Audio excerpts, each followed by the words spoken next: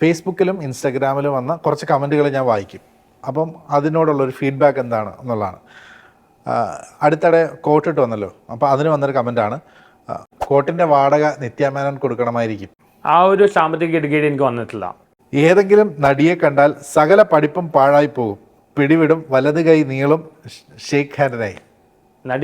എനിക്ക് നടിമാരെ കല്യാണിക്കാൻ ഒരു നിർബന്ധവും ഇല്ല. ഒരു നല്ല പെൺകുട്ടി മതി. പഠിച്ച് വട്ടായി പോയ ആളാണ് ആറാട്ടണ്ണൻ. പഠിത്തത്തേക്കാൾ കൂടുതൽ ചിന്തയാണ്. ചിന്തിച്ച് ഭ്രാന്തരാണ് പറയാം. എൻ്റെ നാട്ടിലുമുണ്ട് ഇതുപോലെ പെണ്ണ് കിട്ടാത്ത ഡാഷ് മൂത്ത്. ഇപ്പോൾ പുള്ളിക്കാരൻ ഫുൾ ഇംഗ്ലീഷാണ്. ഞാൻ പെണ്ണ് കിട്ടാതെ ഞാൻ അനുഭവിച്ചോളാം, ഞാൻ സഹിച്ചോളാം, അവൻ സഹിക്കണ്ട. തേങ്ങ എത്ര അരച്ചാലും താളല്ലേ കറി. അത് നിന്റെ അവസ്ഥ തന്നെയാണ്. എന്തൊക്കെ ആയാലും രാത്രി അണ്ണൻ വേറെ ലീഗാണ്. അത് ഞാൻ മാത്രമല്ല, വളരെ ആ ലീഗിൽ പോകാറുണ്ട്. ഇയാളെ ബിഗ് ബോസിൽ പ്രതീക്ഷിക്കാം. പ്രതീക്ഷിക്കേ വേണ്ട. രാവിലെ ക്വാണ്ടം മെക്കാനിക്സ് ആണെങ്കിൽ രാത്രി ആകുമ്പോൾ ക്വാണ്ടം മെക്കാനിക്സ്. നിനക്ക് രണ്ടാമത്തെ കാര്യം പറയാൻ പറ്റില്ല. ക്വാണ്ടം മെക്കാനിക്സ് എനിക്ക് ഒരിക്കലും പറയാൻ പറ്റില്ല. ഉന്നത വിദ്യാഭ്യാസം വെച്ച് മൂഞ്ചി ജീവിക്കാനാണ് അണ്ണൻ്റെ വിധി. എനിക്ക് വിദ്യാഭ്യാസമേ ഇല്ലല്ലോ, എനിക്ക് ഉന്നത വിദ്യാഭ്യാസങ്ങളുണ്ട്. ഓക്കെ എനിക്ക് വയ്ക്കാൻ വയ്യ, ചിരിക്കാനും വയ്യ. എന്നാലും ഇങ്ങനെയുള്ള കുറേ കമൻറ്റുകൾ വായിക്കാറുണ്ടോ? ഞാൻ വായിക്കാറുണ്ട്. ഓക്കെ. ചിലരിൽ ഭയങ്കര കോമഡിയാണ്. ഈ പെരേരയുടെ കമൻറ്റ്സ് ആണ് ചിരിച്ചാവുന്നത്. അപ്പോൾ നമ്മളെ അടുത്ത സെഗ്മെന്റ് എന്ന് പറഞ്ഞാൽ കയ്യിലൊരു ഫ്ലാപ്പ് തരും, അതിലൊരു തംസ് അപ്പ് ഉണ്ടാവും, ഒരു തംസ് ഡൗൺ ഉണ്ടാവും. ഇതാണ് സാധനം. എൻ്റെ കയ്യിലൊരു 10 ചോദ്യങ്ങളുണ്ട്, അതിനുള്ള മറുപടി ആയിരിക്കും ഇത്. ഞാനാ കാണിക്കുന്നത്? പിന്നെ ഞാനാ കാണിക്കുന്നത്. നിങ്ങൾ കയ്യിൽ വെച്ചിരിക്കുക, അതാ ചോദിച്ചത്. ഓക്കെ.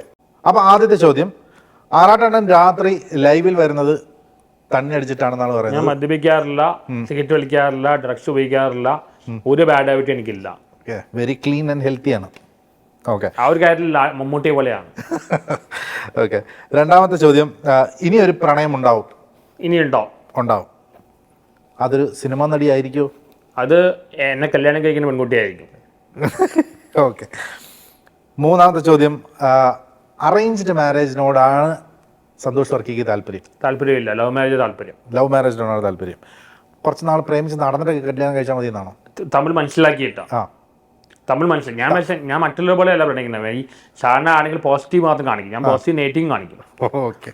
ഗേൾ ഫ്രണ്ട് ഉണ്ടായിട്ടുണ്ട്? ഇതുവരെ ഉണ്ടായിട്ടില്ല. വിർജിൻ ആണോ? ആണ്. ലവ് അറ്റ് ഫസ്റ്റ് സൈറ്റ് റെഗുലറായി ഉണ്ടാകാറുണ്ട്? പലപ്പോഴും ഉണ്ടായിട്ടുണ്ട്. ആറാട്ട് സിനിമ ഇറങ്ങണ്ടായിരുന്നു എന്ന് തോന്നിയിട്ടുണ്ട്? ആറാട്ട് സിനിമ ഇറങ്ങിയതുകൊണ്ട് ഗുണമുണ്ടായി എനിക്ക് മാത്രമേ പറയണ്ട. പക്ഷെ എനിക്ക് ചിലപ്പോൾ അത് വളരെ നെഗറ്റീവായിട്ട് മാറിയിട്ടുണ്ട്. ഒരുപാട് വേദനിച്ചിട്ടുണ്ട്. ഒരു റിലീഫ് കിട്ടി. ഓക്കെ. അതാണ് നമ്മുടെ ഇന്റർവ്യൂവിൻ്റെ ഒരു പ്രത്യേകത. നമ്മൾ ഇന്റർവ്യൂ ആയിട്ട് നമ്മൾ എടുക്കാറില്ല, നമ്മൾ വളരെ കോൺവെർസേഷൻ ആയിട്ട് വളരെ രസകരമായി പോകാറാണ് പതിവ്. അപ്പം എപ്പോഴത്തെയും പോലെ നിങ്ങളെ കുറിച്ച് കാര്യം പറയാനുണ്ട്. നിങ്ങൾ വളരെ പ്ലസന്റ് ആയിട്ടുള്ള സുന്ദരനായിട്ടുള്ള ആളാണ്. അടുത്ത കുഞ്ചാക്കോ പോവാനാവാൻ ചാൻസ് ഉണ്ട്. സിനിമയിൽ ഇറങ്ങണം.